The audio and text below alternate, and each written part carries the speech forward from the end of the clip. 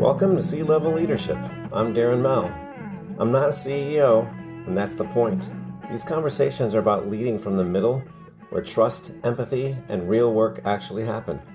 Thanks for listening. Hello, and welcome back to another episode of C-Level Leadership. I'm your host, Darren Mel, average human being. And this is a little bit of a pickup on my personal journey to leadership. In the last episode, I had just been promoted to be a first-time leader. It was 2004. Kind of set the stage for you here. 2004, I was selling Yellow Pages. Anyone remember that product? I do. Quite honestly, I learned a lot. So much repetition, so many different business owner types. Sometimes you don't understand it, but as time goes by, you realize how much it is you did learn.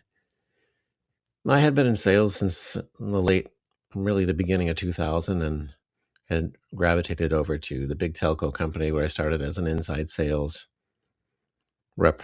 And this was back in the days of when you were inside sales 5 days a week in the office. And the team that I was on was about 15 inside sales reps. And the regional vice president of sales, the way that the building was set up, we were on the 11th floor of this big mirrored glass office building.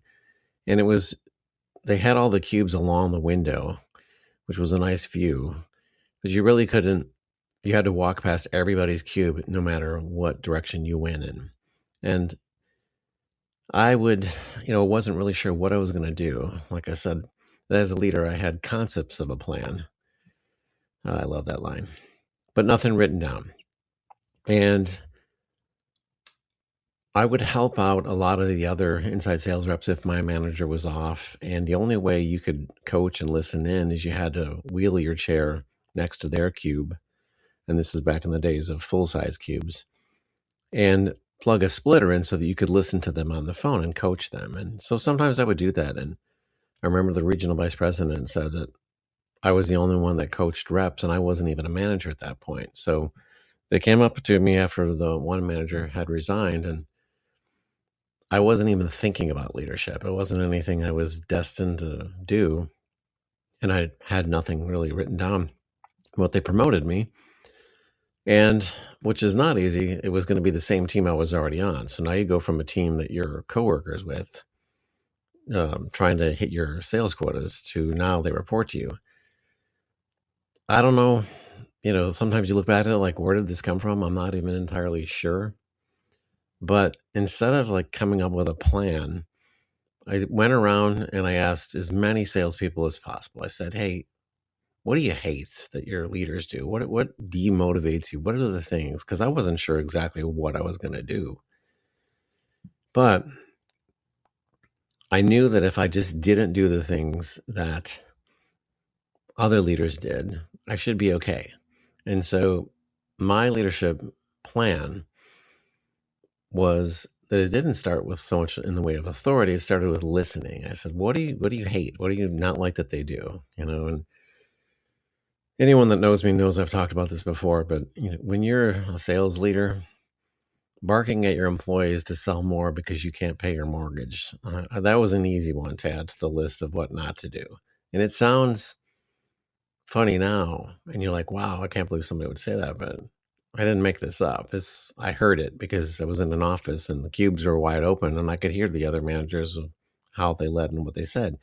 And by no means, as I say here and bill myself as an average human being, I'm not saying I'm the greatest leader. There's all things that we need to work on. But I think looking back on it now, that was my first step into leading in a way that you try to develop self-accountability. Another thing that I did, and working a little bit of training that I had, a manager trainer who was part sales rep there at that company at the time and part trainer too. He said, you should come up with a letter of expectations. And when I say that, the word letter of expectations, it sounds pretty intense, but it's not. I made it, printed it out, put some funny cartoon characters on it, but the letter of expectations is like, here, welcome to our team. And here are not only the expectations of the role, but here's what you should expect out of me as your leader. And I say this, and I still say this to this day, that if there's something on that letter that I say that I should be doing as a leader that I'm not doing, you need to call me out on it. And I have to it's up to myself and us as leaders to create an environment where people feel safe and checking you on that. And if you're a leader of any sort of level of humility, you should accept that and be able to accept that feedback. And there's a few times that I was called out because some things that maybe I had gotten a little bit lazy or just forgot about doing. And the other thing that I did was I did a 1 hour one-on-one with everybody, separate from everyone else. And it was really just about getting to know them and what they were trying to get out of the role. Where did it fit into their life? And I think this is sort of the first step for me about empathetic leadership is understanding what's their driver. What are they trying to do? Help kids get to college, help them retire in a few years. I mean, I had people of all different age groups. Some were older than me, some are younger than me. But I figured if they're still working and showing up and fighting traffic and dealing with the BS of working with in a large corporate company that can offer a lot of headaches, if I understood it and they knew that I understood it, then that was a way that I could drive them and motivate and maybe inspire them and help them get what they want. One of the things that I've learned over time as a leader, and want to hear what you all have to say, is I've kind of thought about this line, and it says people go off the guardrails when they don't know what the guidelines are. And, when you say some people that are like acting like it's the Wild West and doing whatever they want to do, it's because you probably haven't given them the guidelines so that they can stay within the guardrails. And overall ambiguity can create anxiety and not innovation. If you think of these words, like clarity in a way is kindness, and consistency builds trust. And when you've just become a leader, you have to remember you are dealing with the stereotypes, the bad leaders, everything that has come before you. Now you become a leader, and what does everybody around you think? You're probably going to be just like everybody else. And that's what I guess in some ways I've always tried to be the anti-corporate America. I just wanted to, my pathway to sales and then leadership was really about providing for my family. I wasn't looking for all this other stuff. But it turns out working alongside people and helping them get inspired and grow their careers is something that I found that I'm pretty good at. And, when I think about this, I wasn't trying to be a great leader. When I first got the nod back in 2004, I tried to be just the kind that people didn't complain about. And in some cases, maybe that worked out. As you all are new and seasoned leaders, these are the key things that I think about. And that has been my journey to becoming a leader. There's much more. But I feel like as a new podcaster, I'm offering my C-level plan of leadership. Understanding how I got there and understanding a little bit more about me, I think is important, and it works for anybody.